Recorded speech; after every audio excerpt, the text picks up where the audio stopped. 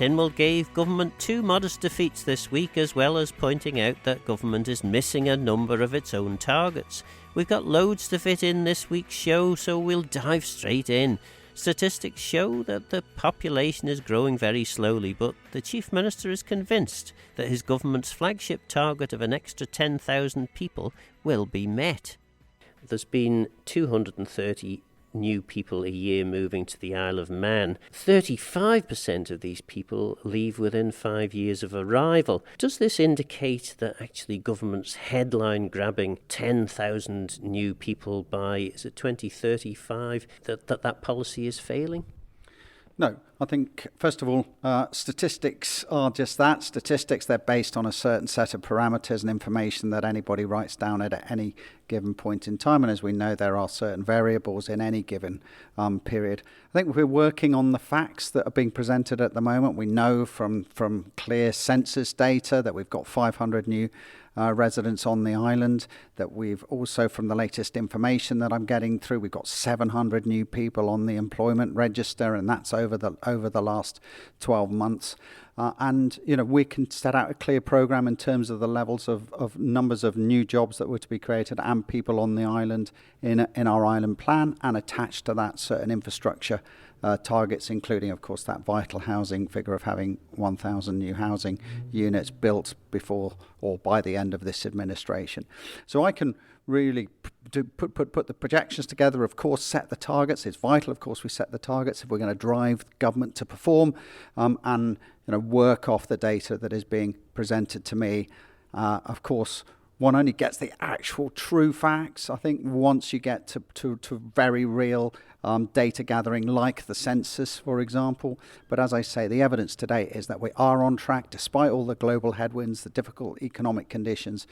We've got 700 new people on the employment register, and indeed the jobs data continues to be positive. But you did, I'm not sure whether you rode back a little bit from this, but your headline grabbing policy was 10,000 new people in a relatively short period of time, and at the rate of 230 new people a year, you're not going to manage this, are you? No, we're well on target. I think, as I said, you can look at data analysis at any given point in time, and that's what the statisticians are doing. They're gathering that data, they're making certain projections.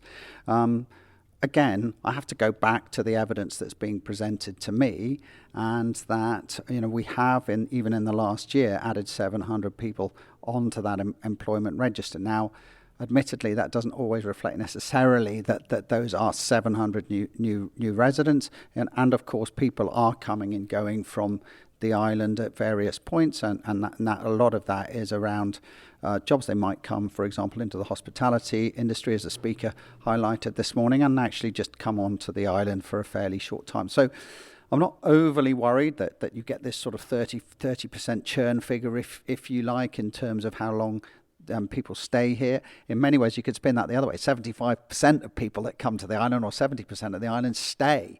And that's a really, really positive indicator, I think, in terms of what the island offers people.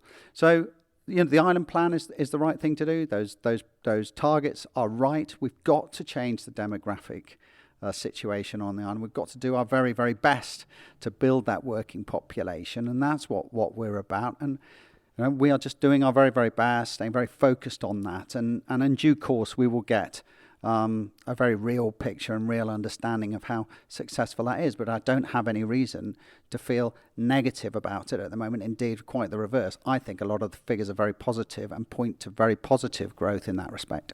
And presumably, being fair on the government, effectively the policy only really became clear after about 12 months of your administration. So, you haven't had a lot of time to make the changes that are going to be required to get that increase in the economically active population. So presumably you're expecting bigger population increases in the years to come. Yes, of course we are. I think the important thing is, I think these kind of targets, are needed in order to be clear. These type of metrics are absolutely clear about what the performance levels are like for government departments, and in order to give them clear policy steers in terms of what they're doing. But the metrics obviously drive the indicators in terms of understanding how well they're performing. A lot of this clearly rests with the Department for Enterprise in terms of locate Isle of Man, what they're doing to attract new residents, of course, but critically, and this is a critical part of this is about new jobs and creating the platform for the island's future success. And that extends to things like the vibrancy sort of key headline that we put down, and we know that extends to keeping people on the island, ensuring that we've got that type of environment that keeps our youngsters here and wanting to stay here. So this is all interlinked. We're very clear about our vision for the future, and we have to stay on track. And I think occasionally, statistics might show a blip or two, or forecasting might not always be, or might show slight variances. But we've got to keep clear. This is for this administration. Those short-term targets: 1,000 new houses, 1,800 new jobs, and the rest of the information that was in our island plan. That is the critical baseline that we need to get to, of course, to provide that foundation for future success. Jason Moorhouse raised the population question with the Chief Minister. It would appear, at least, that the statistics so far indicate that policy isn't being a roaring success.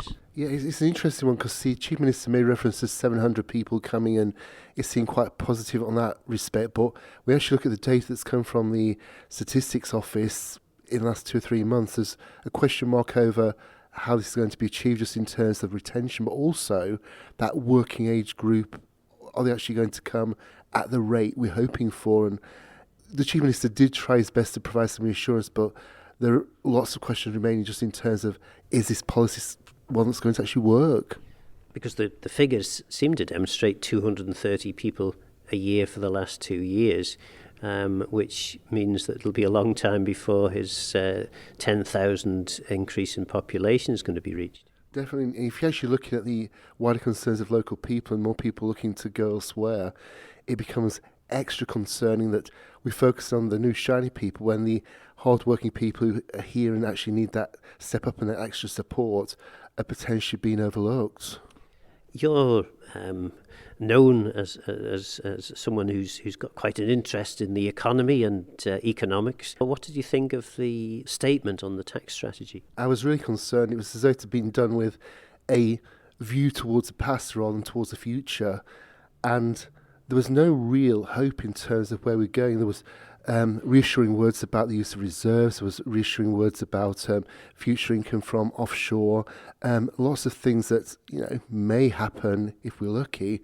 But in terms of actually generating new money, in terms of actually reducing the spend, those messages weren't there. And it's really quite concerning that we're so close to the budget, and the Treasury Minister is talking about looking at our thoughts for the following budget, and you think, well, we're getting closer and closer to the end of this term, and we want to make a difference, and this is really quite worrying. Because next February, the budget that will be delivered will be the third of 5 budgets this government will deliver. So as I think you're suggesting there, the time is short, particularly bearing in mind the amount of reserves that are currently being spent.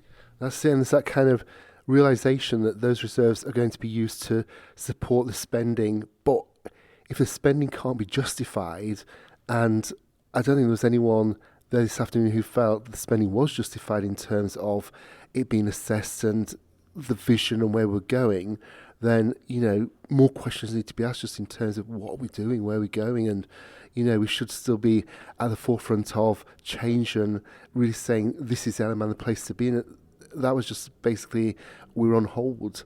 We'll come back with a statement in the future. You'll get your chance to talk about it before the budget after next. You think, wait, what's happening here? So a 5 out of 10, I reckon, from Jason Moorhouse for the Treasury Minister. Alex Allinson had little new to offer in his statement. You're going to retain all the existing taxes that are there.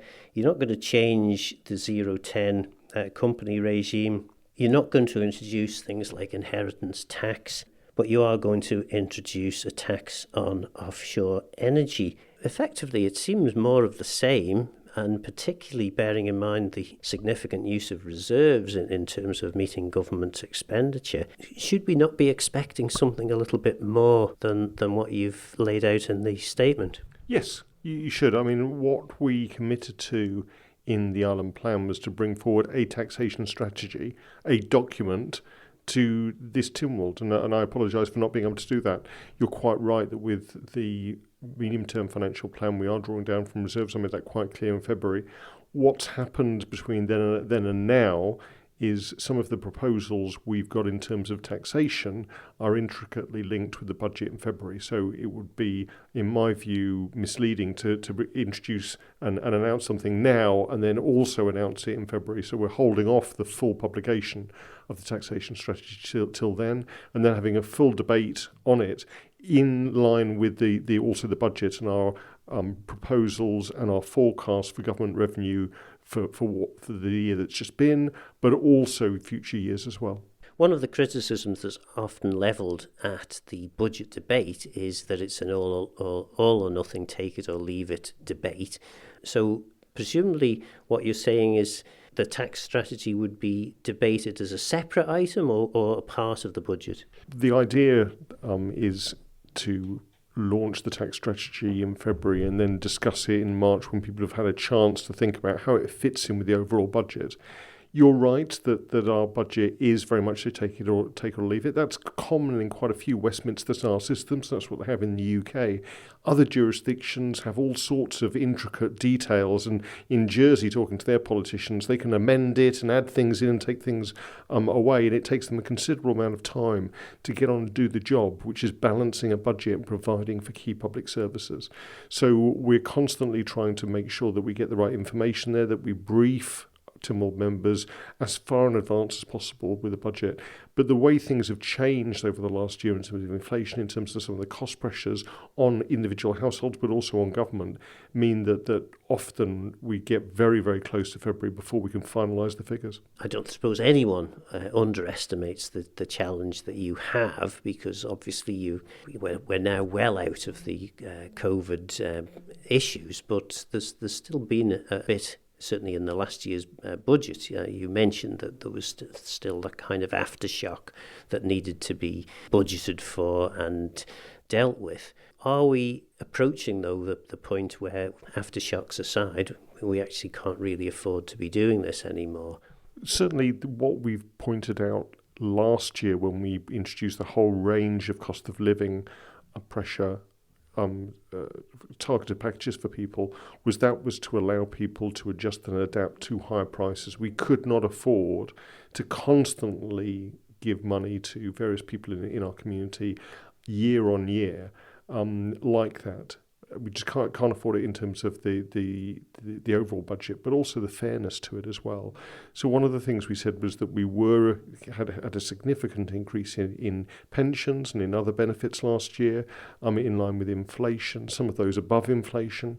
But really now was the time for government really to step back and allow people to get on with their lives without constantly intruding, as we had to do to keep the local economy and people's household budgets, above a certain threshold over the last 3 years. John Wannenberg asked you a question which seemed a fairly innocuous question initially, which was why the cost of living payment of £300 to pensioners was made to all pensioners. Is that good targeted use of taxpayers' money when we know that there are some pensioners, maybe not all, but some pensioners who have substantial personal wealth and really don't need the money?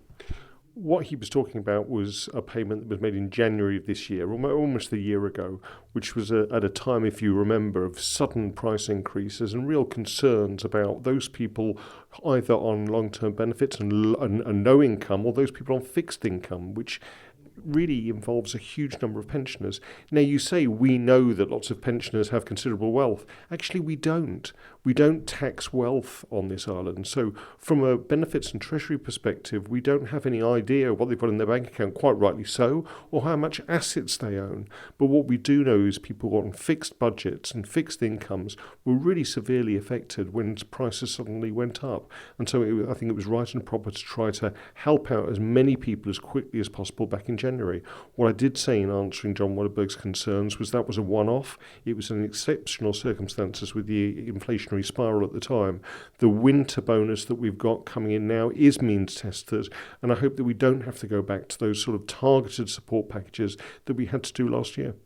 It does at least appear as though inflation is now reducing. Some of the increases that are being talked about, I mean, the MUA have got the 5.7%, I think it was, increase in the sewage rate. A similar increase has just been announced in relation to the electricity charges. So government becoming less concerned about cost of living crisis now. Not at all, actually. What we've seen is significant increases both in the costs of things like energy. Those haven't really gone down to the way they were before. We've seen increases in the price of food. Again, those are sort of the sticky part of inflation, but we've also seen people needing to increase wages to meet with that increased inflation. And that increased wage bill, from a government perspective, being a major employer on the island, is baked in year on year. So those pressures actually will multiply. They're not going to go away, as people at home know. So what we need to do through the budget is look at a number of ways that we can raise sufficient revenue to pay for essential services, as I stated in the statement, but also going forward we need to work with departments to make sure that they charge a decent price and a fair price for the services that they provide, whether that be sewage services, bus fares, school dinners or anything else. Because otherwise, when you try to freeze prices for a particular length of time, they end up costing the taxpayer by the back door significantly more. Loads more after the break. Claire Christian MHK succeeded in bringing her first 2 motions through Tynwald. So it clearly shows either that what you were asking for wasn't very much, or that you'd done your homework and managed to persuade all parties that this was a good thing. Yeah, there's a lot of background work that goes into these motions. I know that the public see them just as a sentence or a couple of sentences on the order papers, but actually there's a lot of research that goes into it, not just by myself but other colleagues. The first one was regarding the OHR review. And this review was first announced in May 2022 following the Quality Tribunal of Dr. Ranson. It was one of the measures that the Chief Minister was bringing in at that point in response to the findings of the tribunal. So it was incredibly important. This review, my motion was to publish it. I had asked several times, both in independent questions on the order paper and also lastly during the Chief Minister's statement that he made upon returning after the summer semester. And it kept getting postponed and both myself and several other honourable members thought, no, actually we're going to task the government. I honestly didn't think that when I laid the motion, I didn't think I would need to move it. I thought once I laid the motion, the government would publish it. But they didn't. They decided to amend it and delay it further to April 2024, which would have meant that the report would have taken 2 years, just shy of 2 years. And why does any of this matter? A report into the Office of Human Resource sounds like a fairly dry topic. Why is that important? I think, the point of it, the review was about the effectiveness of the Office of Human Resources, and that's incredibly important. Our staff are incredibly important in how, if there are things that need to change, things that need to be improved, then taking our time with something like this, yes, I agree, but 2 years is very is too long a time. I think that we all can agree that reform is needed. We agreed that back in May 2022, and I think that's how can you move reform forward if you don't have that review to debate, to consider and to make the changes that are necessary. And some concern was expressed that actually Council of Ministers has the review, and now Council of Ministers is going to review the review, or officers indeed, newly appointed officers are going to review the review. Why would you be concerned about that? So yeah, in the terms of reference, the review said that once it had been completed, then the Council of Ministers would consider and a response would be made and it would be published. It did not say in the terms of reference that we would wait for new appointments, that we would allow them 6 months to have a look at it, and then they can then make their... This is not about the civil service making comments on the civil service. This is about the Council of Ministers. We're interested in what their response is. And to sort of say to you that ultimately, why would it take 4 to 6 months, or however long it exactly is, but to April next year, why does it take that long to give a response on something that has been completed? We are expected as politicians to look at things very quickly and to make reactions and amendments and things like that. Why cannot the Council of Ministers do this? And of course that is a very good question, and the answers that were given back by the Chief Minister were, and indeed the Cabinet Office Minister, was, well, it takes time to do these things properly and this and that. But effectively, as you say, every service that's delivered by government is delivered by people that government employs, and the way in which they're governed is what this motion is all about, and what the review hopefully will tell us something about. Yeah, I mean, the OHR department obviously was centralised, and is that working effectively? That's really probably one of the most important questions we need to ask. Or should that be, disbanded and put back into the departments? We don't know what's in this report. We can't comment on it. We can't say whether the recommendations are correct or we believe in them, because we've not seen it. And ultimately, let's see it, let's have it, and let's talk about it. And then we move on to your second motion. What were you hoping to achieve with that?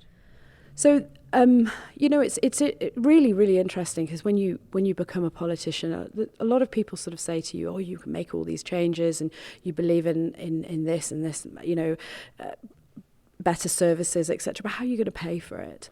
And really what's interesting is, that was a challenge to myself, to say, how can we come up with an additional revenue stream? And so when I started this administration, I really started to look at areas where we could drive a new revenue stream, and a healthcare surcharge on people immigrating to the Isle of Man is something that's the norm elsewhere. And the examples that I gave was obviously in the UK. The revenue stream, that if we charged a similar fee to the UK, whether that's the existing fee that's now or whether it's the fee that's changing to in January, we could raise a revenue of anything between 624,000 and 5 million after 5 years. That is a good thing, specifically if we ring-fence that for our healthcare. Healthcare is really important, and the services are really important. And one of the things that I hear a lot about from my constituency and just generally the public is fairness. And you have people immigrating to the Isle of Man, and what I think the public want to know is that us as custodians, we're really thinking about their contribution to the Isle of Man and making it fair. And so the aspect is when you're standing, just as a really clear way of looking at it, when you're standing in the A&E and you're in Nobles Hospital, that person next to you has contributed to the healthcare, and that it's not just free. A lot of people do immigrate here, and they obviously bring dependents. And one of the examples that I gave was, a handful of innovation visas came, and there were 20 dependents to that handful of innovation visas. So that even that small amount of dependents really does put pressure on our services, and they should contribute and we need to make that fair. So your motion didn't succeed completely in as much as there was an amendment brought forward. It did, because the amendment actually widened the scope and included the healthcare surcharge. And what was good was the government said, we're going to put a date on it. So contrary to the way it was before with the OHR review, they were willing to put something. And I worked with the Treasury Minister on his amendment prior, and actually I was very grateful for that. And that's how we should do these things. So his amendment said, actually, let's widen the scope. Let's look at other charges, other incentives, other disincentives. And obviously, let's look at the healthcare surcharge. And then we're going to come back to the Honourable Court in July 2024 with ideas and recommendations. And that to me means that's a success. We've got government's interest. They want to do this. They believe in it. And we now need, I'm a backbencher, I don't have the resources to go and look into what the nuances are, how much, who to, but now we've got the government, they're looking at it, they're going to look at those nuances and come back to us with recommendations. Tim Glover supported Claire Christian's motion and spoke of several late commitments from government. Well, I'm only just touching the surface on that as well, but I'm delighted it got through. And we will get that report. It's long overdue for members of Tynwald to actually see what the recommendations were, how much has been enacted, and what they don't agree with as well, just as importantly. I didn't support the amendment that was put forward because that would have been just shy of 2 years since the reports come out. And remember, this report was largely off the back of what happened to Dr. Rosalind Ranson, and it was a review into the whole culture of Isle of Man government. So there's the significance and importance of it. But yeah, there's a lot of things that have been late, and I point to just one of them here: the annual report to Tynwald on the progress on the implementation of the economic strategy. That was meant to be with us in November. That's pretty big stuff that we're not seeing on time. So it's all very well having plenty of consideration, but that shouldn't mean that we're building in delays that seem to be becoming automatic. Government has in the past had some fairly good and solid excuses, not least the fact that in the last administration COVID came along and hit government services quite dramatically. The excuses aren't as readily available for government now, though, are they? I don't think so. And even if you look at this current sitting in December alone, the tax strategy late, debate on the Select Committee of Built Heritage late at the request of Cabinet Office, Isle of Man Children's Strategy late despite being produced in April because of a lack of a government response, and a debate on refugee policy statement and report delayed as Cabinet Office say they haven't had enough time to consider. Come on, we're all in this to try and do things for the good of the Isle of Man, and we can over-consider things. You know, we've got to get on and do things. Time for action. So then, moving on to question time, you had a question to the Minister of Education in relation to Castle Rushen High School. Minister, you just happened to have appeared at the right time. Perfect timing. So, Minister, we'll hear from Tim Glover as to what he thought of your answer shortly. But first of all, what was the update that you gave in relation to Tim's question? So obviously we have published an overarching strategic vision for the Castle Rushen site, and that was to ensure that the school was appropriately placed on the whole of the site so that we didn't then landlock anything that could stop development in the future. So we looked at everything, and we have put a sports block into the overall development as a vision. However, there is no funding for any of that at the present time. So what we have got funding for is to go forward with Castle Rushen High School, and that's the over £3 million funding that Treasury have done for that design stage of Castle Rushen High School. So the sports block includes a swimming pool? No, I don't. It's not been decided. There's no decision on that, and there's no funding for that sports block at the present time. The only funding to take forward on the design is for the school, and but we've got to maximise the site. It would be foolish to spend multi-million pounds on a school and not be able to maximise the site for the future of the South for all those community facilities that do all focus around a school. Any community that has a school in it, the school should be the main focus, and the activities that could take place in those areas should be part of any development. So, Tim, you asked the question. Are you content with the answer the Minister's given? Well, I obviously welcome the fact that we're at long last making some progress on moving Castle Rushen High School forward, and that is essentially really good news. But my question was about specifically the swimming pool, and concern that the secondary school sports hubs report that we're waiting for has been bounced along and is a little later than expected now. So my question was specifically, is the pool included in the new school? Well, we haven't really had an answer, as you've heard there from the Education Minister, as to whether it will or won't be part of that, because there's no funding yet for that. But my other concern, of course, is the current pool that we have, which is on its knees, let's be frank about it, with tiles falling off quite regularly now. And I did want to, essentially, in the secondary questions, which I asked then to the Education Minister, and I got reassurance on, was that funding was in place to maintain the current facility. I know it's run by the boards, but there isn't a lot of revenue generation from the southern pool, and that's part of the problem, because they haven't got the it was the first one that came in, remember.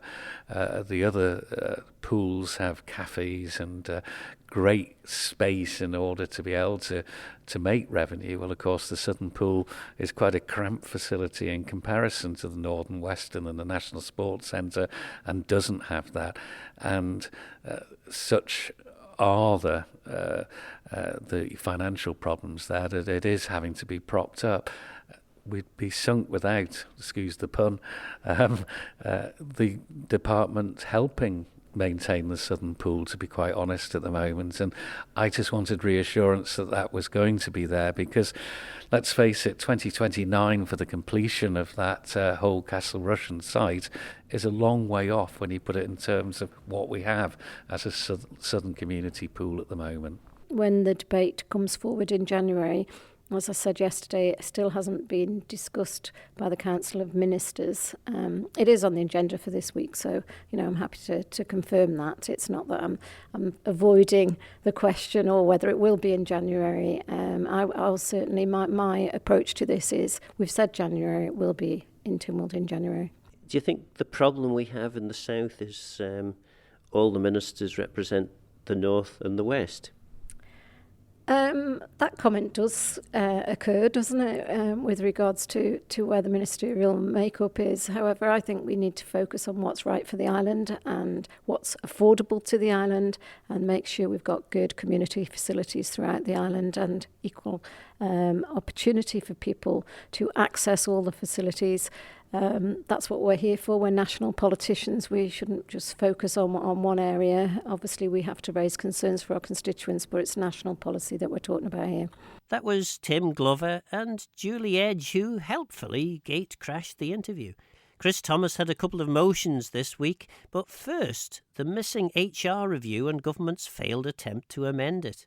It's just a daft position to take. The HR review of the office and its effectiveness was carried out. It was known that it existed, and I'm very pleased to second Ms Christian's motion. And then I made 3 points from memory. The first one was that what if a conclusion of that review had been that we would no longer promote local people into chief officer roles, we would be bringing in a new cadre? What if the idea was that there would be more centralisation, because I don't think that's the right way to go at the moment. Perhaps Manx Care needs its own HR function, perhaps education does. Certainly some of the infrastructure sections are big enough and need enough attention to have their own function. And thirdly, I said perhaps the conclusion of that was we should have more HR officers, but we just don't know because we haven't seen this report. So I'm absolutely delighted that today or tomorrow that report now has to be published. And then one thing that wasn't on the order paper, which we thought may have been, bearing in mind some utterances that you had on, I think, on social media, was an urgent question into the steam packet and their handling of industrial relations. You were trying to get a question down? Okay, well, there are two things that I had on the I had tried on the order paper. One of them was there and then I didn't move it, and the second one was an urgent question that I wanted to put down.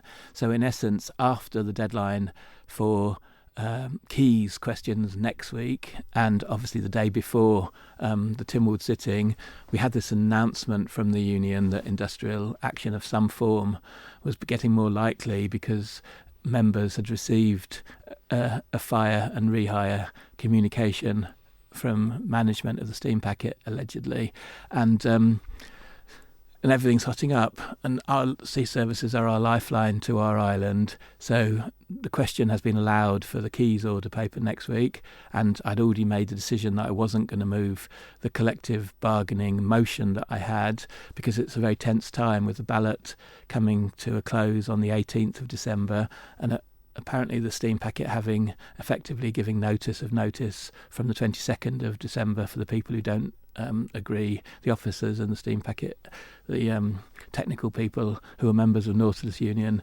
at least some of them, if they don't accept the new live on board and other terms as part of their arrangement. So I withdrew it from December, but I'll be moving it in January. The steam packet chief exec says that the people of the Isle of Man will see as entirely reasonable the terms and conditions that the steam packet are offering, and that they feel that they can go no further. Are you just effectively acting as a mouthpiece for a union that isn't able to get its way? No, clearly not. I was desperate to avoid this becoming political, because industrial action and collective bargaining is between an employer and a group of employees who are collectively represented by a trade union. Unfortunately, the Treasury Minister politicised it by giving his full backing to the live on board. The steam packet has made assumptions about living on board, and from what I can determine, they're making false statements about what it used to be like before the turn of this century, because as I understand it, live on board then wasn't what it is now. It was on an occasional basis, on a necessary basis. It wasn't routine. So there are people in this sector working for the steam packet who believe that if we make move along these lines, it could work out for people to live somewhere else off the island and fly in for the arrangements to live on board, as happens often in the maritime sector. And I see this in the context about the future of the Isle of Man and the talk of employment and residency we have on the Isle of Man.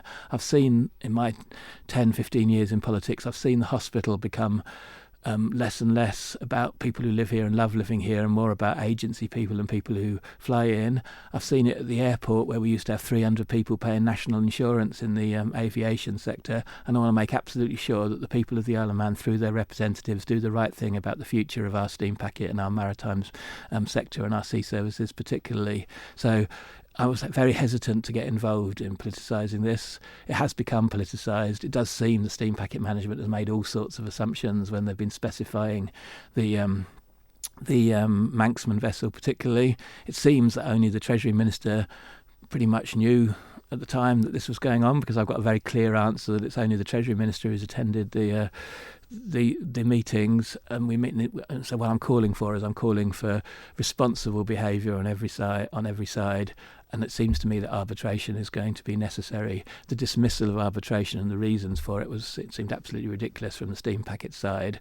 And in the most recent interview, to talk about what I heard was he was talking about lots of people going to a tribunal, and then the Industrial Relations Service trying to deal with lots of people in the tribunal. Well, how's that rational? What we need heads to be knocked together, and we need the island's interests to be sorted out by the island's representatives in Tynwald, and that's why I put down my motion. That's why I've got my urgent question, and I've put my motion back now for January. The president of Tynwald presumably didn't think this was an urgent enough issue? I think he just thought, as it only happened on the Monday afternoon before the Tuesday, it wasn't fair to the Treasury Minister to ask him to make a statement the following morning when I could do it on the 19th, which is before the 22nd. I mean, fair play. That's his decision. I completely respect presiding officers. OK. moving on to the items that you did move on the order paper, you had two items. One was in relation to the Energy Strategy Board and Policy. Were you content with the responses that you got in that debate? Well, I still haven't quite understood it. So basically there wasn't a debate. The debate was adjourned until February. My motion was just to receive a report that's been in public, but it's not actually on the Tynwald order paper, so it might disappear from public at some point. It's been around since June, July. The next point was to note the establishment of this new Energy Policy Board, which is a pretty major innovation in Manx politics, and then to call for the new Energy Policy Board to come back with a new energy policy by July 2024. And for some reason, and the reason that was given was that the government wanted to control the debate. They wanted to speak first and last, and they wanted to put something on the order paper. Not only did they adjourn my motion till February, they then said they were coming with their own motion in January, which seemed... So that would mean they've got to have a paper ready by next Tuesday. Well, Council of Ministers meets on a Thursday. There might be some prized officers. I'm intrigued to see what emerges in terms of January. It might just be the same report that we could have debated in December for debate in January, which to me would be completely disrespectful to me and therefore by implication to Tynwald members. So basically we know in January Dr Hubbard, the Kroger chief officer, has said that he believes this government will be making its decision. I intend to put down a motion about the political aspects of that decision in January, Tynwald. We've heard that things are speeding up down south with the Manx Utilities Authority plans, and when moving for this energy policy debate, I raised some questions that are completely ambiguous in the current energy strategy, and also I stated that it's not really a strategy at all. It's a strategy to develop a strategy, which is a bit pointless in one sense. It's a set of actions to do certain other things. So that's where we are. I would have thought my colleagues would have preferred to debate it sooner rather than later, but apparently not. We're going to come back in January and then again in February, perhaps. Okay, and then we moved on to freedom of information. And on that one, it's fair to say that you had some level of support from the government. So they voted for the first part and they voted for the second part. They didn't vote for the second part. The first part was to establish their intentions in respect of bringing people like the Steam Packet and Manx Development Corporation and the Guernsey subsidiary of the Steam Packet into the freedom of information regime, with all sorts of caveats, because they've got their commercial entities and all the normal exemptions that can be specified in law in general terms or in specific terms. What the government said was that they would come back with their intentions in this respect, but they didn't want to preempt their intentions paper. However, they would widen their research and they would look at completely rewriting the Freedom of Information Act. So be it. They've set themselves a huge challenge. I'm very much looking forward to the March paper that they produce, and I will eat my hat if it can't be concluded that the Steam Packet and Manx Development Corporation shouldn't be included in the regime, because they are publicly owned companies, and that's what the Act says that should be included in the regime. So presumably then that means Council of Ministers has already been considering amending or making changes to the Freedom of Information legislation if they are in a position to report back to or to bring a debate to March Tynwald, because as you've sort of alluded already, the timescales involved in bringing forward motions to Tynwald are such that Council of Ministers papers would need to be being considered probably in January. Well, I think for a couple of years, 3 or 4 even, in actual fact the majority of ministers have been for rolling back the Freedom of Information regime. They all know what Tony Blair said at the end of his career in his memoirs, and I would say that they would want to go a different way from including extra people in, but we'll see, and the rationale will be out there. The problem that ministers have now got, though, is that Tony Blair said what he said, but in reality, Tony Blair didn't like the Freedom of Information regime, because what really happened in the Iraq War came out through the Freedom of Information regime, and what happened was Bernie Ecclestone and donations to parties before elections and all of that came out in the Freedom of Information regime. So to me, now is exactly not the right time to be attacking the concept of putting sunshine to heal wounds, because basically we are a wounded public service, and to me sunshine is the best way to deal with wounds. Everybody knows that, and sunshine in public policy and politics is information. The Treasury Minister gave a fairly bland statement in which the only new piece of news was that there may be an offshore energy tax introduced. To be fair to the Treasury Minister, he approached it exactly the right way. He didn't really tell us anything, but he gave us a whole day's notice of the speech that he wasn't going to tell us anything in, really. So it's more of the same. But essentially what he did say was that whereas KPMG was talking about tens of millions coming from monetising the green economy, the alternative generation of electricity, he's now added in the assumption that we will have public revenues from gas. I pointed out that we already had a taxation regime, contrary to what he'd said a few weeks previously. We had the royalties regime, and what he said was we were perhaps considering moving away from the royalties regime to a tax regime. I think at the time I probably campaigned against the royalties regime. I think I remember thinking that was a daft idea from somewhere or other, and we should be having the regime. So that's, I think, good news in that sense, as long as we do it properly in the territorial seas, and as long as either Crogga get lucky or a proper firm and a proper organisation does it properly and reduces the amount of luck involved. The other things I picked up on were firstly that he talks about progressive taxation being important, but there didn't seem to be any detail about it, although one Treasury member talked about, I don't know, soaking the rich or something. It wasn't quite in those words, but it was something about wealthy people. But in actual fact, from what I can tell, the tax strategy is going to be the same as the one across, which is there. It's called fiscal drag or financial drag. In other words, you don't increase allowances. People's incomes are going up because of inflation, so therefore normal people, regular people, the people in the middle will be paying more, which is not a normal definition of progressive taxation. So I asked about that. And then I also asked about company tax rates, because KPMG had talked about extending the 10% and 20% tax rates into other parts of financial services, into utilities. Was that still on the cards? Finally, Tim Glover has taken over as OFT chair. He was asked a question in his new role about gas customers being cut off. I did make the comparison to our other utility, Manx Utilities, who will only cut somebody off or a business off as a very, very last resort. So I would appeal again to Isle of Man Energy that go that extra mile before you actually start disconnecting supplies. This all started to get underway from mid-September when we started getting reports in, and we've been contacted by 28 very concerned customers, and 22 of them have come to us and asked us to basically try and fix things. Now, I haven't got the figure on exactly how many we've addressed. We're still working on a lot of those. It's a very moving picture, but we have helped quite a few people. Don't forget, one of the roles of the Office of Fair Trade is debt counselling, and that service is free and confidential. So I keep trying to emphasise, as the last chair did, that the OFT has limited powers, very limited powers. It has a small team.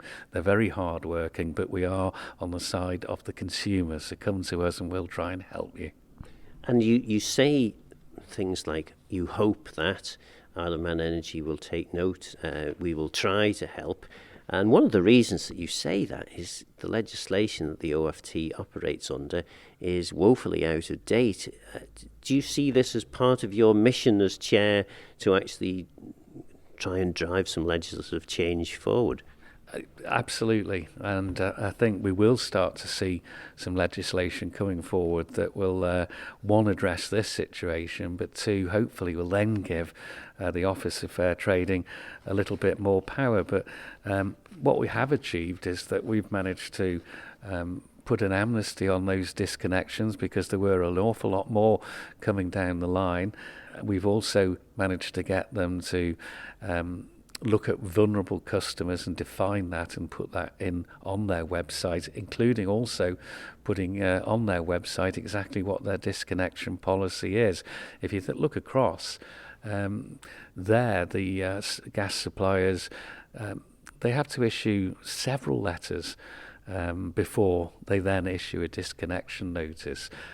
Here, We've got it down to now 2 letters at least to go out, and then the disconnection notice would go out. But at least that is out there now and is part of that process. But, did people get letters when they were before they were cut off? No, not all of them. And that's despicable. Tim being a bit of a tease there, as shortly after we recorded that piece, government announced that it was bringing forward a bill to be moved through both Keys and Ledgeco in a day to try to address this specific matter.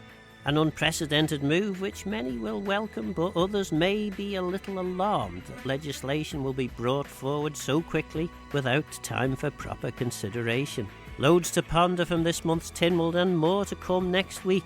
Is the government's population target a good or bad thing? Do we need a more radical overhaul of tax? Where is the missing HR office review? For now, I'm Phil Gorn. Goramayo Sangeishachram. Thanks for listening.